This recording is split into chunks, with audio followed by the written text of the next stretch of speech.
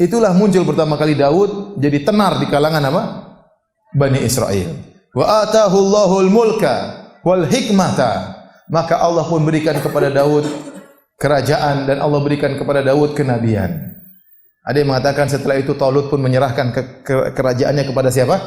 Daud. Talut memberikan kerajaannya kepada Daud. Lihat ini Daud orang yang kuat dengan tawadhu'nya, dengan rendah hatinya, maka dia pun menyerahkan kerajaan kepada Nabi Daud alaihissalam. Sejak saat itu mulailah muncul seorang yang dia raja sekaligus nabi, dialah Daud. Sebelumnya nabi dari golongan sendiri, raja dari golongan sendiri. Namun Daud dialah orang yang pertama kali mengumpulkan antara kenabian dengan apa? Dengan kerajaan. Makanya Allah mengatakan wa atahu Allahul mulka, Allah pun berikan kepada dia kerajaan, wal hikmata, Allah berikan kepada dia kenabian, wa 'allamahu mimma yasha, dan Allah ajarkan kepada Nabi Daud apa yang Allah kehendaki. Kata Allah, tilka ayatullahi natluha 'alaika bil haqq wa innaka laminal mursalin. Inilah cerita yang Allah bacakan kepada engkau wahai Muhammad, cerita yang benar dan sungguhnya engkau termasuk dari para rasul. Allah ceritakan kisah ini kepada Nabi Muhammad SAW, dan akhirnya kita baca kisah ini dalam Al-Quran. Taib. Itulah awal munculnya Nabi Daud alaihissalam.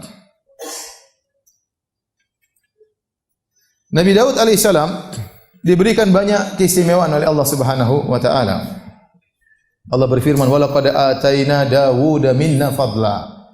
Sungguh kami telah memberikan karunia kepada Nabi Daud alaihissalam. Tadi juga Allah ajarkan ilmu. Wa 'allamahu mimma yasha. Allah ajarkan kepada Nabi Daud ilmu yang Allah kehendaki.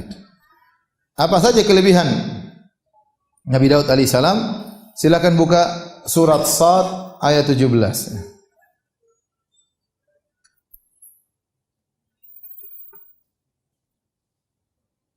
Surat Sad, surat 38.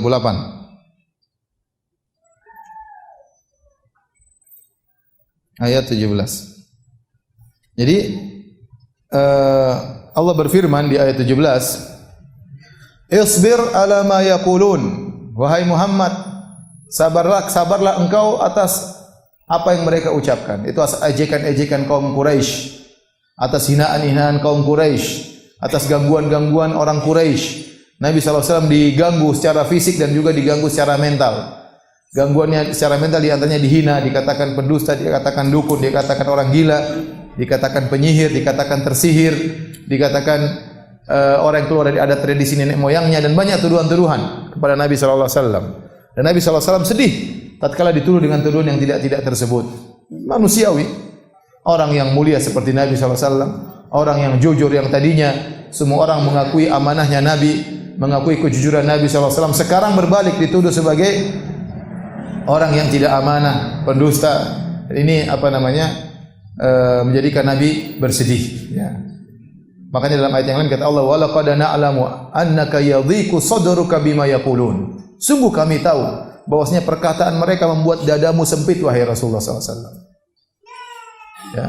Fasabbih bihamdi rabbika wa kum minas sajidin. Jalan keluarnya tatkala kau menghadapi gangguan-gangguan seperti itu, banyaklah bertasbih dan banyaklah sujud, kata Allah Subhanahu wa taala. Jadi kalau orang dikata-katain, dituduh yang tidak-tidak, kalau dia tidak bisa membela dirinya, tidak ada jalan kecuali berdoa kepada Allah, kecuali mendekatkan diri kepada Allah, menyibukkan diri untuk salat, maka itu akan menenangkan hatinya. Maka Allah Subhanahu wa taala waktu menyuruh Nabi Muhammad SAW untuk bersabar, Allah ingatkan kepada Nabi SAW tentang kisah Nabi Daud yang rajin beribadah. Makanya Allah berfirman, "Isbir ala ma yaqulun." Sabarlah wahai Muhammad atas apa yang mereka ucapkan, "Wadhkur abdana." Dan ingatlah hamba kami Daud, "Dzal aidi." Nabi Daud yang memiliki kekuatan, al-aid artinya kekuatan. "Innahu awwab." Dia adalah seorang yang selalu kembali kepada Allah. Dalam segala kegiatannya selalu ingat kepada Allah. Dalam kesenangannya ingat kepada Allah. Dalam kesedihannya awwab, kembali kepada Allah. Allah punya raja, yaitu senantiasa kembali. Tatkala bermaksiat segera kembali kepada Allah Subhanahu wa taala. Itu ciri utama Nabi Daud alaihissalam. Di antaranya dia memiliki kekuatan dan senang kembali kepada Allah Subhanahu wa taala.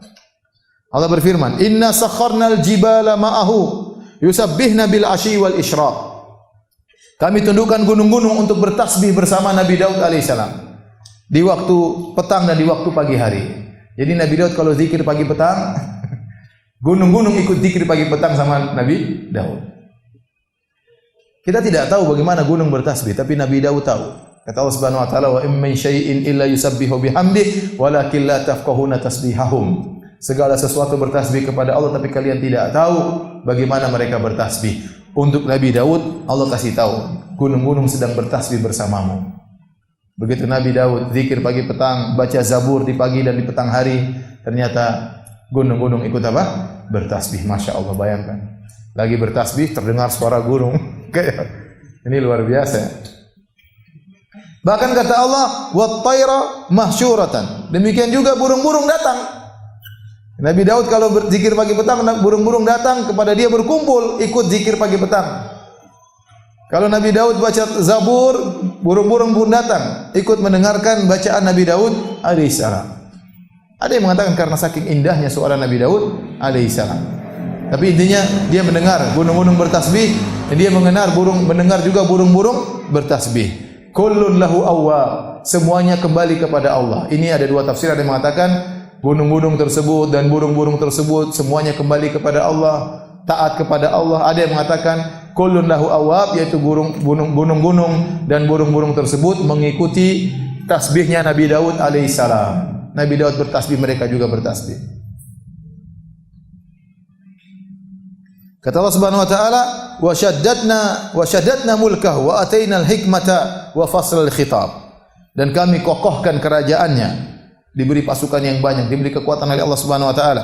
Wa atainahul hikmah, kami berikan dia ilmu, wa faslal khitab. Faslal khitab, dan yaitu kemampuan dalam menyelesaikan perselisihan. Ada orang bersengketa, Nabi Daud selesaikan. Ada orang bersengketa, Nabi Daud menyelesaikan. Jadi seorang hakim, seorang qadhi yang sangat hebat Nabi Daud alaihissalam. Baik.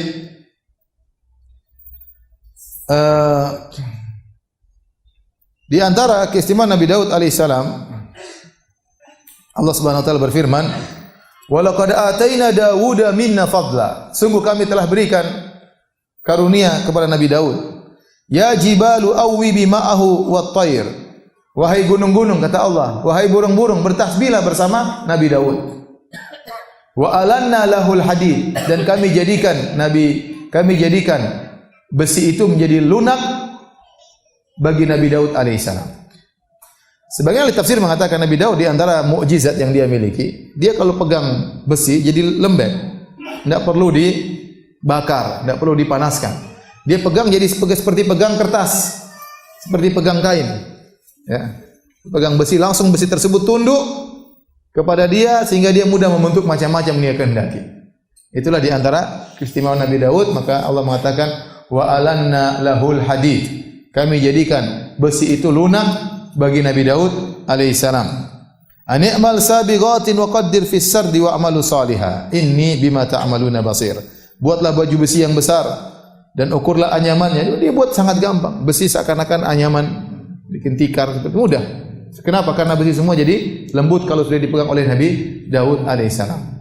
Ini pendapat yang mengatakan tidak, maksudnya Nabi Daud diberi ilmu oleh Allah bagaimana mengolah besi dengan dipanaskan sebagaimana wajarnya, ya, dan yang lainnya ilmu yang kemudian diwariskan bagi umat manusia, ya. Ini pendapat, tapi wallahu a'lam bishawab, ya. Banyak para salaf yang menafsirkan bahwasanya besi tersebut menjadi lembut kalau dipegang oleh siapa? Nabi Daud. Ini adalah mukjizat Nabi Daud alaihissalam. Kemudian di antaranya kata Allah Subhanahu wa taala, "Wa 'allamnahu san'ata labusin lakum lituhsinakum min ba'sikum fa hal antum syakirun." Dan ini kami ajarkan kepada Nabi Daud cara membuat baju perang. Cara buat baju perang. Sebelumnya mereka berperang dahulu. Sebelumnya orang-orang sudah membuat baju perang, tapi mereka buat baju perang dengan lempengan yang datar, mereka buat baju perang. Namun rawan lempengan tersebut, ya, mudah ditembus oleh pedang. Maka Nabi Daud alaihissalam dia yang pertama kali membuat baju perang dengan berupa lingkaran-lingkaran besi, sehingga kalau ada pedang kena lingkaran tersebut seperti mata kena mata, sehingga pedang bisa tumpul, bisa patah. Yang buat pertama kali Nabi Daud alaihissalam. Ya, kata Allah Subhanahu wa taala, wa 'allamnahu san'ata